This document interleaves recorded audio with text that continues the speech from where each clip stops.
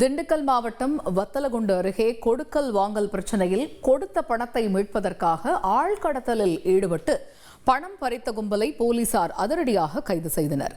இது பற்றிய கூடுதல் விவரங்களை செய்தியாளர் முருகேசன் வழங்கிட கேட்கலாம். முருகேசன், இந்த சம்பவத்தினுடைய முழு பின்னணி என்ன?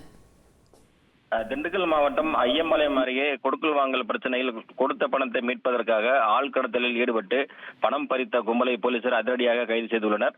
ஐயம்பாளையம் கிராமத்தைச் சேர்ந்தவர் சிவா என்ற தேவசுப்பிரமணி சம்பவத்தன்று தனது இருசக்கர வாகனத்தில் பட்டியூரன்பட்டி நோக்கி வந்துள்ளார். அப்போது அவரை வழிமறித்த கும்பல் கத்தியை காட்டி மிரட்டி காரில் கடத்தி சென்றுள்ளதாக தெரிகிறது. கடத்தி செல்லப்பட்ட தேவசுப்பிரமணி திண்டுக்கல் அருகே உள்ள குட்டியப்பட்டி என்ற பகுதியில் ஒரு ஆட்டு கொட்டகையில் அடைத்து வைக்கப்பட்டுள்ளார்.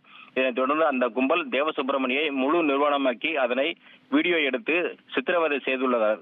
அவரிடமிருந்து செல்போன் பண பரிவர்த்தனை மூலம் ரூபாய் 2,80,000 பணத்தை அந்த கும்பல் பறித்துக் கொண்டு தேவசுப்பிரமணியை திருப்பி அனுப்பியுள்ளனர். மீண்டும் அந்த கும்பல் தேவசுப்பிரமணியை தொடர்பு கொண்டு பணம் வேண்டும் என மீண்டும் தொடர்ந்து கொலை மிரட்டல் விடுத்துள்ளது.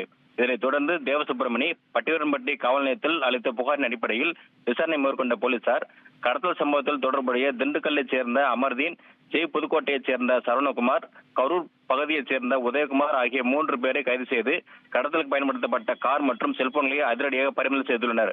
போலீசார் நடத்திய முதல்கட்ட விசாரணையில் அமர்தீன் நண்பர்களுக்கும் தேவசுப்பிரமணியத்திற்கும் ரூபாய் 15 லட்சம் அளவில் கொடுக்கல் வாங்கல் பண பிரச்சனை இருந்து வந்துள்ளது. இந்த சம்பவத்தில் பணத்தை திரும்ப பெறுவதற்காக இந்த கடத்தல் சம்பவம் நடைபெற்றுள்ளதாக போலீசார் விசாரணையில் தெரிய வந்துள்ளது. தகவல்களுக்கு நன்றி முருகேசன்.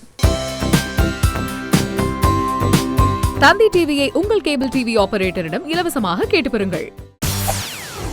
செய்திகளை உடனுக்குடன் தெரிந்து கொள்ள உடனே சப்ஸ்கிரைப் பண்ணுங்க.